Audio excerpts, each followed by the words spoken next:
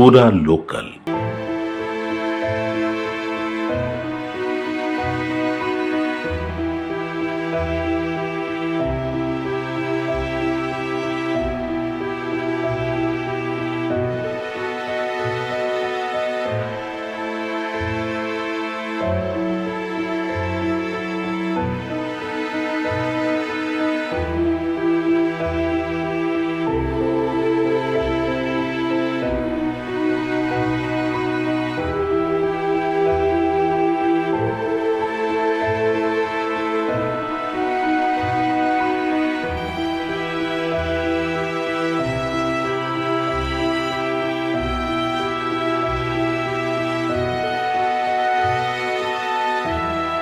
నమస్తే, welcome to పూరా local.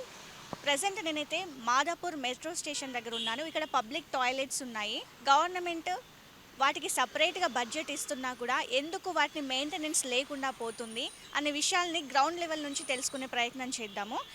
మనకి కేసీఆర్ గవర్నమెంట్ ఉన్నప్పుడు జిహెచ్ఎంసీ ఎన్నికలు అంటే 2018 జిహెచ్ఎంసీ ఎన్నికలప్పుడు వీటికి సపరేట్గా 7,500 పబ్లిక్ టాయిలెట్స్ని అయితే వాళ్ళు పెట్టారు. కాకపోతే అందులో మెయింటెనెన్స్లో ఉండి వాడకంలో ఉన్నవి 2,000 పైన 2,500 పైన ఉన్నాయంట. ఇప్పుడు మెయింటైన్ అవుతున్నాయంట.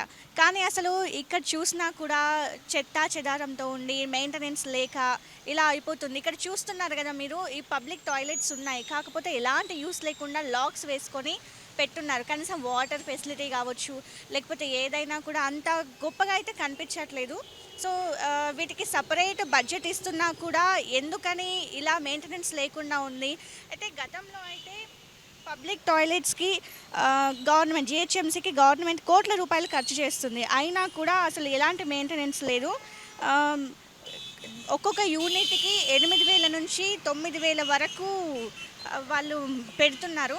జిహెచ్ఎంసీ వాళ్ళకి పబ్లిక్ టాయిలెట్స్ మెయింటెనెన్స్ కోసమే ఇస్తున్నారు. ఆ తర్వాత కొన్ని రోజులకి కొన్ని సంవత్సరాలకి కూడా అది 3,900కి మెయింటెనెన్స్ అనేది ఒక యూనిట్కి పెరిగింది. అయినా కూడా ఇదే పరిస్థితి కనబడుతుంది.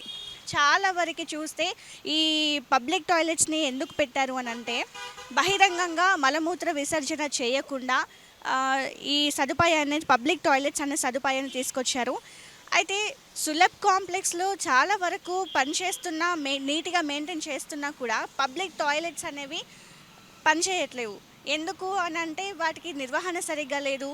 ఒక్కో యూనిట్కి డబ్బులు అవ్వట్లేదు, మాకు రావట్లేదు అని చెప్పేసి కొంతమంది మెయింటైన్ చేసే వాళ్ళు వాపోతున్నారు.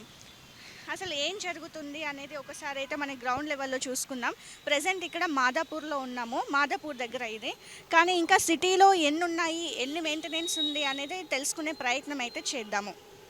సో ఇక్కడైతే ఒక ఆటో ఆయన ఆగారు. ఇక్కడ పబ్లిక్ టాయిలెట్స్ ఎన్ని ఉన్నాయి, ఎలా ఉపయోగపడుతున్నాయి అనేది ఆయన అడిగి తెలుసుకుందాము. నమస్తే అండి. నమస్తే మేడం, నా పేరు సంజయ్ నాయక్ మేడం. అయితే ఇక్కడ నార్మల్గా పబ్లిక్ టాయిలెట్స్ ఉంటాయి హైదరాబాద్లో, మీరు ఎంతవరకు ఉపయోగించుకుంటున్నారు వాటిని? మేము ఉపయోగించి మేడం, ఇప్పుడు అన్ని లేట్రిన్స్ బాత్రూమ్ అన్నీ ఉంటాయి మేడం.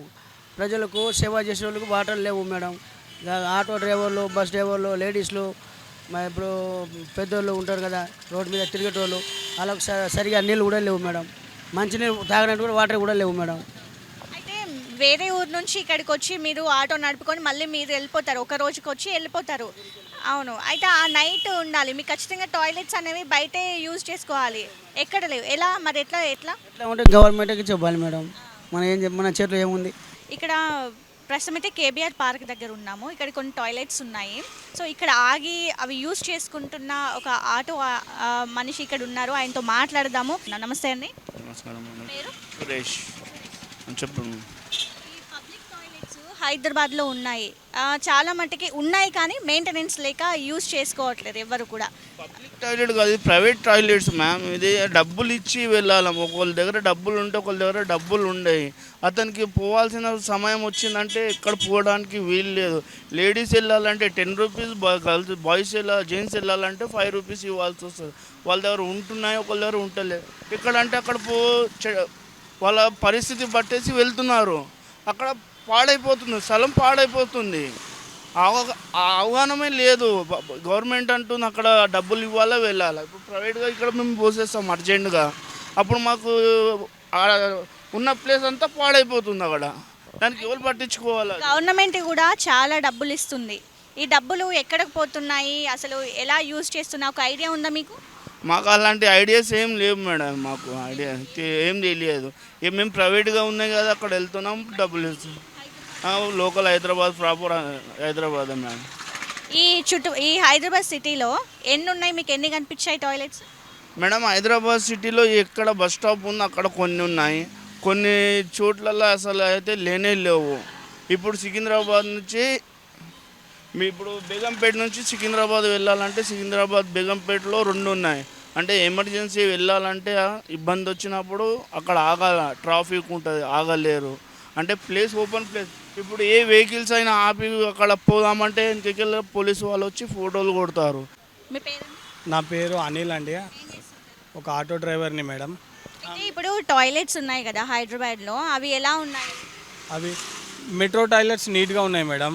ఇవి ఈ మున్సిపల్ టాయిలెట్స్ మటు కొంచెం యావరేజ్గా ఉండొచ్చు. మ్యాక్సిమం 50% బాగానే ఉన్నాయి, 50% అక్కడక్కడ హెవీ ఉన్న దగ్గర బాగాలు. హైదరాబాద్లో ఎన్ని ఉన్నాయి అంటే మెయింటెనెన్స్ ఉండనివి ఎన్ని ఉన్నాయి, బాగున్నాయి ఎన్ని ఉన్నాయి చూసారా మీరు? మెయింటెనెన్స్ చాలా తక్కువ. మ్యాక్సిమం ఎప్పుడైనా మేము ఆటో నడుపుకుంటే ఎప్పుడైనా మాకు వాష్రూమ్ వెళ్ళాలంటే మటుకు అసలు పబ్లిక్ టాయిలెట్స్ కనిపించని ప్లేస్లు ఉన్నాయి. అంటే ఇంకా కనీసం ఇంకొక 2-3 వేల టాయిలెట్స్ హైదరాబాద్లో వేసినా కూడా సరిపోవు అన్నట్టు ఉన్నాయి. సో మనమైతే చాలా వరకు తిరిగాము, కొన్ని ప్లేసెస్కి వెళ్ళేసి అక్కడ ఎలా ఉంది మెయింటెనెన్స్, యూస్ చేసే వాళ్ళు ఎలా, వాళ్ళ ఆవేదన ఏంటి, వాళ్ళు ఏం చెప్తున్నారు అనే విషయాలన్నీ తెలుసుకున్నాం కదా.